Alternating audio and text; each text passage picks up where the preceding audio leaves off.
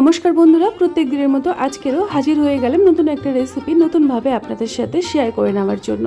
আজকের আমি বানিয়ে দেখাবো পটল দিয়ে দুর্দান্ত স্বাদের রেসিপি, যেটা রাতে রুটি অথবা সকালে ভাত দিয়েও খেয়ে পরিবেশন করতে পারবেন। রেসিপিটি তৈরি করার জন্য আমি এখানে কিছুটা পটল নিয়েছি আমার প্রয়োজন মতো। এখন পটলের গাগুলোকে এইরকমভাবে একটু চেঁচে নিতে হবে। একেবারে খোসাটাকে ছাড়াবো না, এই ওপরের অংশটাকে একটু এইভাবে ছুরির সাহায্যে ঘষে বের করে নিতে হবে। প্রত্যেকটা পটল আমি একই রকমভাবে রেডি করে নেব, তবে কিভাবে কেটে নিচ্ছি সেটা আপনাদেরকে আমি একটু দেখিয়ে দেব। পটলের দুই দিকের অংশটাকে কেটে বাদ দিয়ে দিলাম। এখন মাঝখান থেকে দুই ফালি করে নিতে হবে। এরকম দুই ফালি করে প্রত্যেকটা পটল আমি একই রকমভাবে রেডি করব। পটলের গাগুলোকে দেখুন, আমি আরও একটা আপনাদেরকে দেখিয়ে দিচ্ছি। এইরকম ছুরির সাহায্যে আপনারা কাজটা বটির সাহায্যে করতে পারেন। এখন এই পটলের দুদিকের অংশটাকে আমি কেটে বাদ দিয়ে দিলাম, দিয়ে এইভাবে দুটুকরো করে নিলাম। তো একই রকম পদ্ধতিতে অফ ক্যামেরায় প্রত্যেকটা পটল আমি ভালো করে কেটে ধুয়ে রেডি করে নিয়েছি। রেসিপিটি তৈরি করার জন্য পটলের মধ্যে আমি প্রথমে দিয়ে দেব স্বাদ মতো লবণ, আর দিয়ে দেব অল্প একটু হলুদের গুঁড়ো, দিয়ে ভালো করে পটল ম্যারিনেট করে 5 মিনিট রেখে দেব। এতে করে পটলের স্বাদটা কিন্তু দারুণ আসবে। এখন আমি পটলগুলোকে ভালো করে ম্যারিনেট করে সাইডে রেখে দিলাম।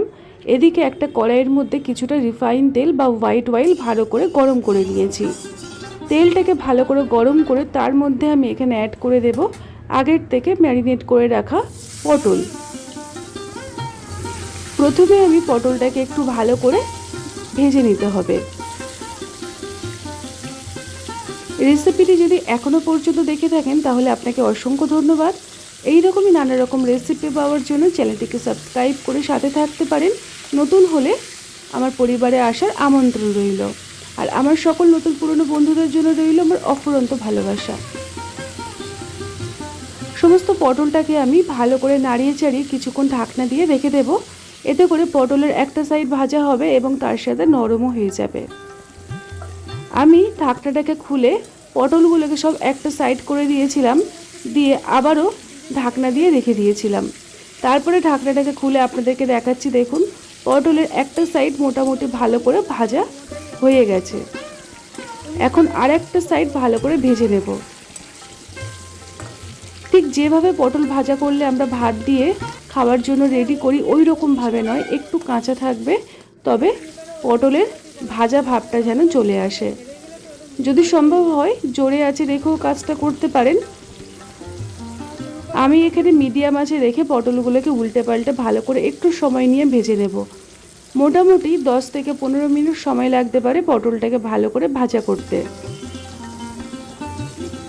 আমি এখানে কিছুক্ষণ ঢাকনা দিয়ে রেখে দিয়েছিলাম, তারপর ঢাকনাটাকে খুলে পটলগুলোকে আরও একটু নাড়াচাড়া করে ভেজে নেব।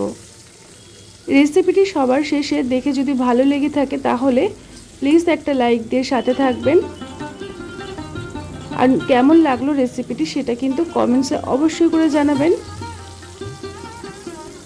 দেখুন, পটলগুলো আমার মোটামুটি ভাজা হয়ে এসেছে।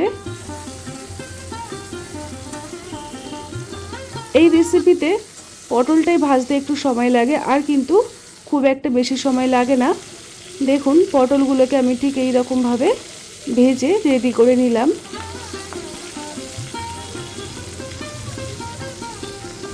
এখন প্রত্যেকটা পটল আমি তুলে সাইডে রেখে দেব।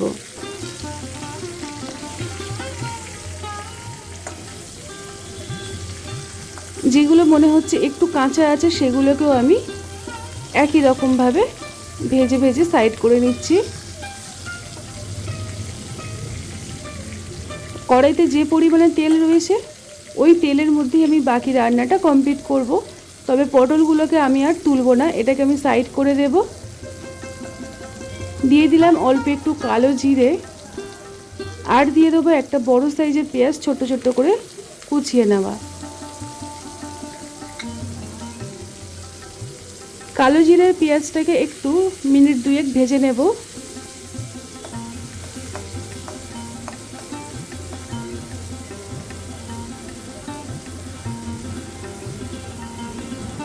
পেঁয়াজগুলোকে একটু নরম হওয়া পর্যন্ত অপেক্ষা করব। তারপরে এখানে দিয়ে দেব আদা আর রসুন গ্রেট করে নেওয়া।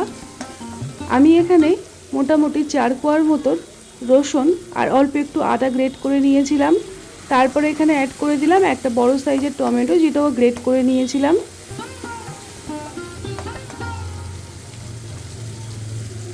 তারপরে এখানে আমি সমস্ত গুঁড়ো মশলা অ্যাড করে দিলাম একদম অল্প অল্প পরিমাণে।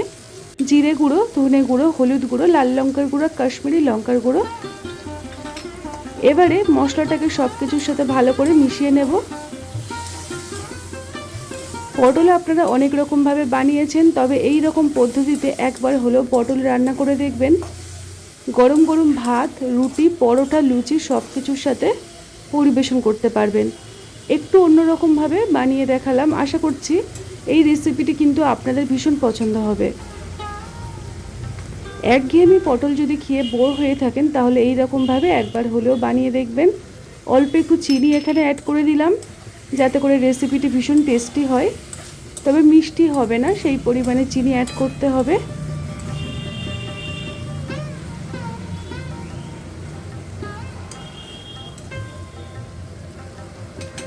পটলটাকে ভালো করে সব কিছুর সাথে মিশিয়ে নিয়ে ঢাকনা দিয়ে মোটামুটি 2-3 মিনিট কম আঁচে রেখে দেব।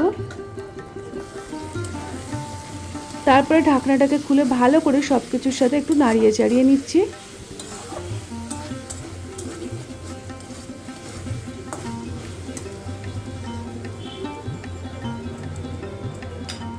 সবার শেষে আমি দিয়ে দিলাম অল্প একটু ধনেপাতা কুচো, যেটা দেওয়ার জন্য এই রেসিপিটি কিন্তু ভীষণ ভালো লাগে খেতে। বন্ধুরা, আপনারা চেষ্টা করবেন ধনেপাতা কুচোটা দেওয়ার, আর যদি হাতের কাছে সেই মুহূর্তে না থেকে থাকে তাহলে অল্প একটু গুঁড়ো গরম মশলা ছড়িয়ে নামিয়ে নেবেন।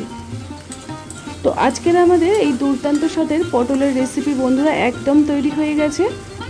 লবণের স্বাদটা মনে হলো একটু কম, তাই আমি অল্প একটু লবণ অ্যাড করলাম সবার শেষে।